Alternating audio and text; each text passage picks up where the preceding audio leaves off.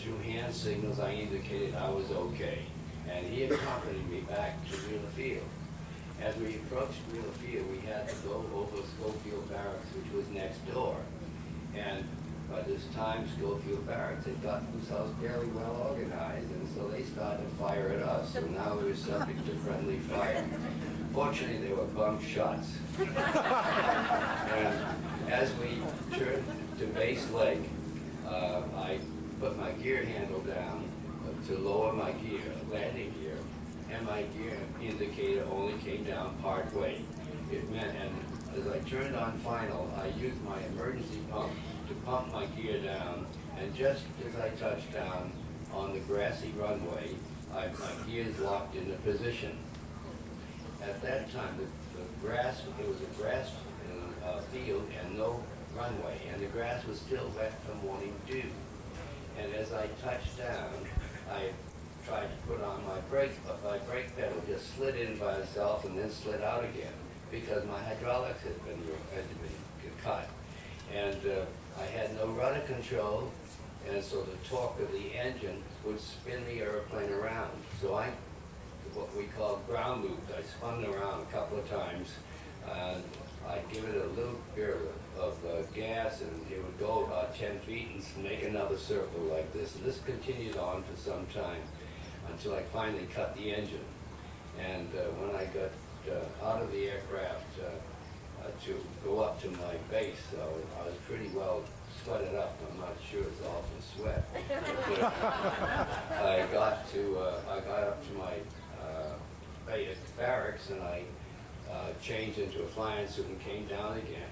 And the whole field was still burning. The hangars were on fire. Ammunition was exploding in the hangars.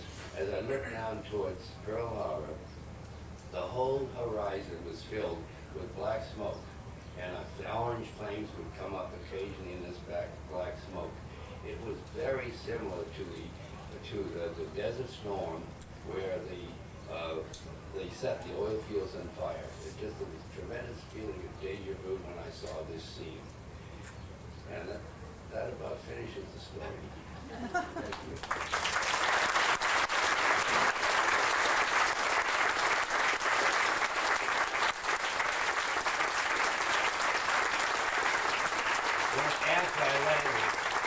After I landed, someone counted the bullet holes in the airplane, and they came up to 500 holes. Everything but my engine and me was all shot to pieces.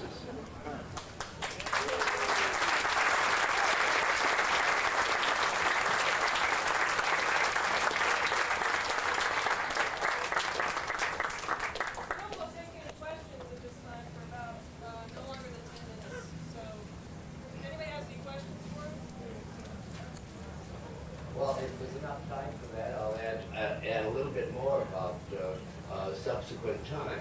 You know, we thought that this attack would be followed up by an invasion, and there were all kinds of wild reports about troops landing on different parts of the island. And we've been, of course, we came to our senses after a period of time and realized that they could never have made this fast carrier attack on Hawaii with accompanying troop ships, because the troop ships couldn't travel as fast as the carriers. So that we finally decided that we were pretty safe. But in the interim, we cobbled together as many of our aircraft as we could that had not been damaged. And another thing that's of interest is that on December the 6th, we had completed 1 week of maneuvers where airplanes were loaded with ammunition, and we had combat patrols simulating combat. And it terminated on Saturday. And at that time, they took all the ammunition out of the airplane and stored it.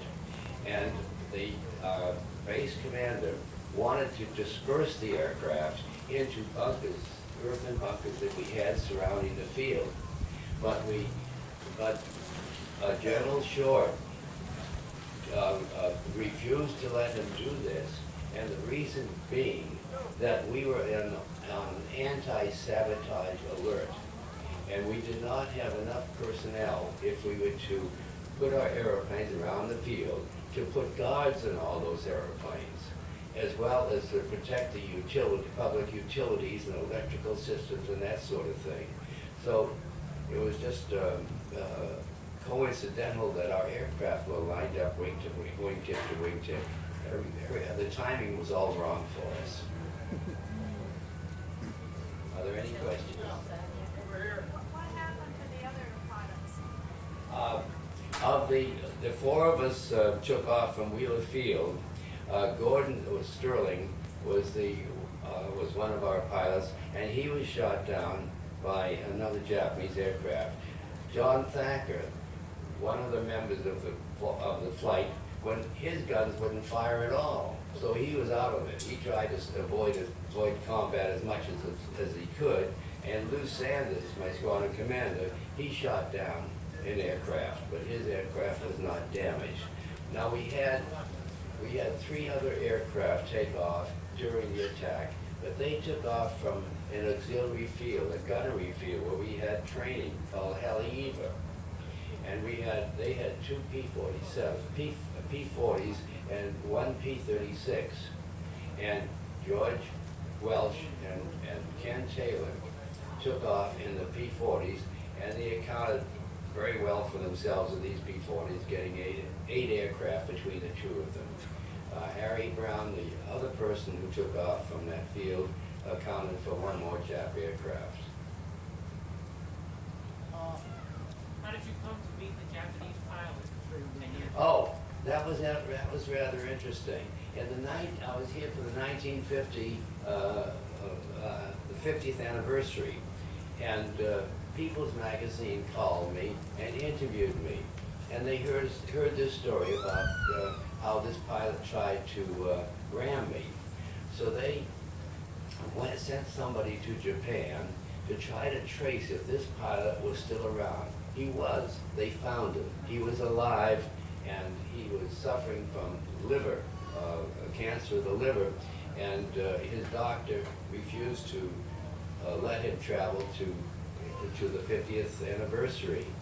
But that confirmed what had happened, and that's how I knew that he had tried to take me out and had gotten back to his carrier safely and dropped it when the cylinder dropped out of his engine. It bothered me. Under the circumstances with having to hold your gun handle back in order to fire, keep your plane flying with a bunch of nips on your tail, did you ever have time enough to know whether that was a confirmed kill that you put into that? Whether I what? Whether you were able to determine that you shot that plane down, were you able to determine that? No, it was confirmed. I was credited with shooting him down. You've got a because confirmation? the Japanese acknowledged that they had lost that aircraft. I did not see him dive into the ground. I saw him But smoking. you know you got it. Yeah. Thank you. How old were you? I was 23 years old. What was the remainder of your war experience? I went in April of 1942. I went to New Guinea, and I was in New Guinea for 2.5 years, flying P-39s and P-40s. I then went back to the States for a bond tour with Secretary of War Patterson. I was attached to him, and we would go around to different factories, and in New Orleans, I was on the program with the Quiz Kids and Joe Penner. I don't know if you know who Joe Penner was. He was a pretty famous character that would walk out on the stage with a duck, and he would say, "Want to buy a duck?" and the whole audience would fall apart. And I also had other famous personalities that I would speak on these bond tours with. Well, I got tired of that, and I wanted to get back in the war again. And I went back for the invasion of Saipan, and then we were equipped with long-range P-47Ns. We could stay up in these P-47Ns for 8.5 hours, and we could even stretch it more than that if we needed to. They carried 1,065 gallons of gas. They carried 10 5-inch HVAR rockets. and we could carry a 500-pound bomb, plus the 850 caliber machine guns. It was a wonderful airplane. And in Okinawa, I was stationed at the small island of Ieshima. That's where Ernie Pyle was killed during the invasion of Ieshima. We landed there, and when we landed there, they had just barely made out these coral runways for us to land on, and we were being fired upon from the caves up in the mountains where they had not yet suppressed all the Japanese.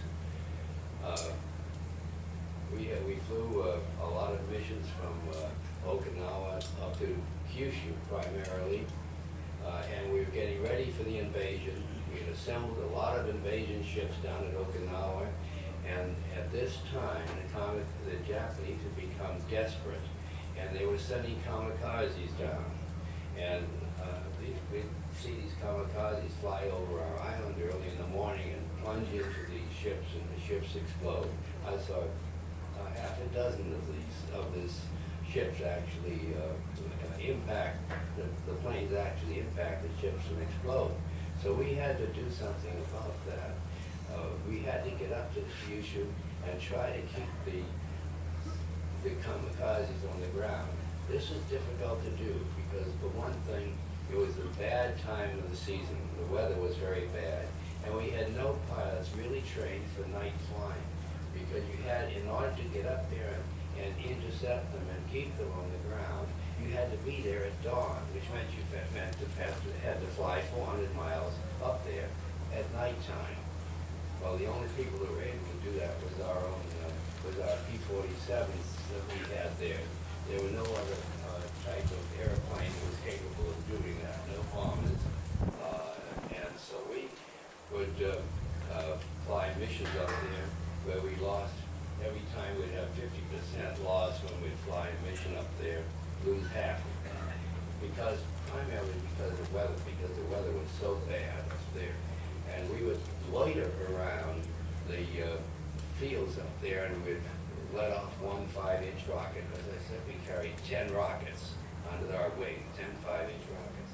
And we'd loiter around and near the airfield when we saw some action, we'd fire the rockets off, go off to another field, fire another rocket off, finally drop the 500-pound bomb, and then in the tanks, we had external gas tanks for extra range, 165-gallon tanks, and we put igniters in these tanks. And what this means is that we would leave about 5 or 10 gallons in the tank of fuel in the tank before we dropped it.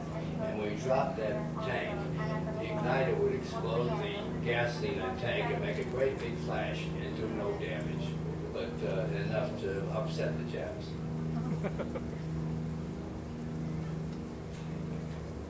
How long did you stay in the military after? Did you fly outside of the military after? After the war, yes. After the war, I was transferred back here to Hawaii, to Wheeler Field, where we flew the same P-47s for a period of time, and then we were transferred to Albuquerque, to Kirtland Air Force Base in 1949, where we were re-equipped with F-86s. And at that time, just after we had been re-equipped with F-86s, I was sent to Iran to train the pilots how to fly, organize them and train them how to fly. And one of my interesting experiences there during the 3 years was that I checked out the Shah of Iran in one of our jugs, one of our P-47s. I also was there at Attaché in Turkey for 3 years, and I had to go to the Foreign Service Institute for 1 year studying Turkish before I went there. And that was very frustrating because I thought to myself, what the hell am I going to do with Turkish when I get back home again?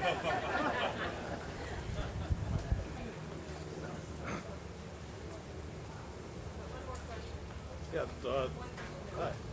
during the dogfights, did you see any parachutes of anybody bailing out or something? No, I saw no one bailing out. I was so concerned with saving my own butt that I wasn't interested in the scenery around me. I didn't see any shoots.